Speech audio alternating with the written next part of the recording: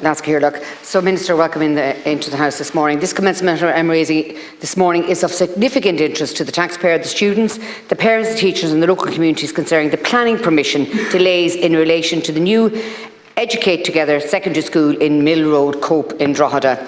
The current site was leased to the Department in June 2019, and on the 17th of February 2021 the Department purchased the 11 acres to deliver a new 1,000 pupil post-primary building and accommodation, including 6 classrooms for children with special educational needs. At the end of last year, the total cost of supplying temporary accommodation for pupils has reached 14.3 million.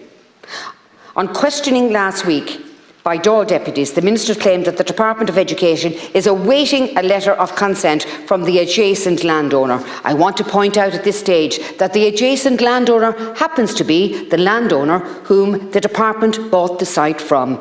According to the Drogheda Independent, Phil Riley of Shannon Homes, who owns the adjacent site, denies that there is any outstanding issue regarding the letter of consent. He is unaware of the circumstances around the delayed planning application from the Department to Meath County Council. Mr Riley also stated that half of the existing temporary modular school accommodation will need to be moved to facilitate the permanent bill.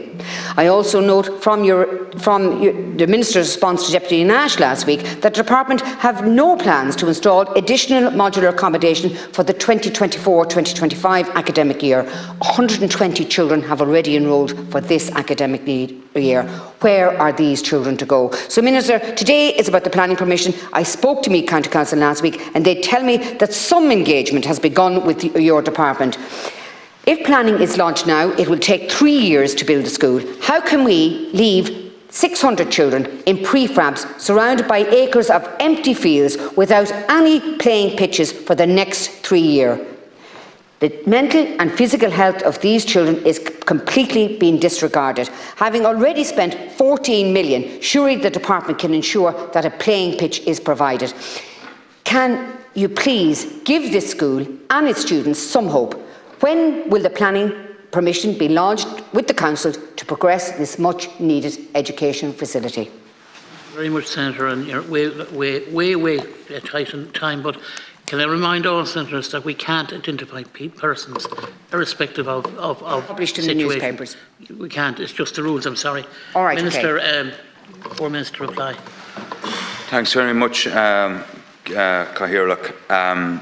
I'm taking this debate on behalf of the Minister for Education, Norma Foley TD.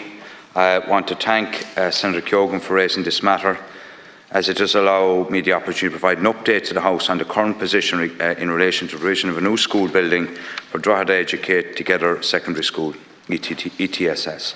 Drogheda ETSS is a co-educational post-primary school under patronage of Educate Together. It was established in September 2019 as a start-up second level school as a regional solution to serve the combined Drogheda and Laytown school planning areas. The permanent school building project for Drogheda ETTS is being developed under the Department's Design and Build programme. The programme, as Senator Keogan has already stated, will deliver a new 1,000 pupil post-primary school building and accommodation, including 6 classrooms for children with special education needs. The representative school have viewed the plans for the new school in advance of submitting the planning application. The Department has been liaising with an adjacent landowner in relation to a letter of consent which is required part of planning permission. While this element of the planning preparation is outside the call of the Department, I can confirm to Senator Keogan today that the agreement in principle has been reached with the landowner in relation to providing the letter of consent, and the matter is expected to be included very shortly. Once the letter of consent has been received, the planning can be lodged within a matter of days. So we'd expect that, all going well, the planning application will be lodged very soon. Since 2020, the Department has invested in the region of 4.3 billion in our schools throughout the country, involving the completion of 800 school building projects. Construction is currently underway on approximately 100 other projects, which include 34 new school buildings. 300 projects currently in construction involve a total saving of 1.2 billion. There are also 90 projects currently at a tender process, including further 28 new school buildings. All of these new school buildings are flagship projects in their area, transforming the education infrastructure for their school communities. It's a record level investment in our schools and highlights the government's very strong track record of delivering providing additional capacity and modern facilities for our school communities. But going back to the core point of the debate today from Senator Keogan, I can confirm that the agreement has been reached in principle with the landowner in relation to providing letter of consent. We expect it to be concluded very shortly, and obviously in the normal way. Once that letter of consent has been received, the planning application will be lodged within a matter of days, and I would expect that to be very soon.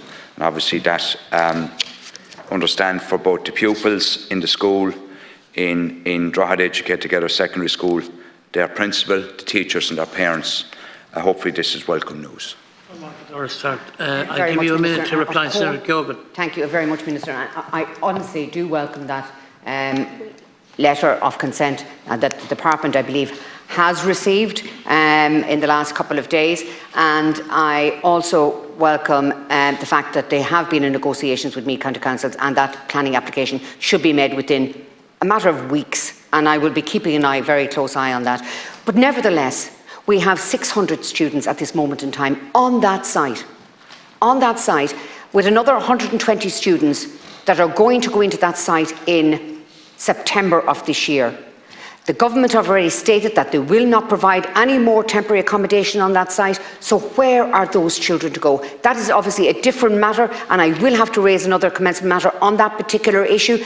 But today has been a good day in relation to news with regard to the planning permission of that site, but I will be back to you with regard to the 600 students that are there, where they're going to go, where the 120 kids are going to go, and also where they're going to find some sports facilities and sports playing pitches for those children to be able to use during their academic years there. 3 years without pitches is not good enough.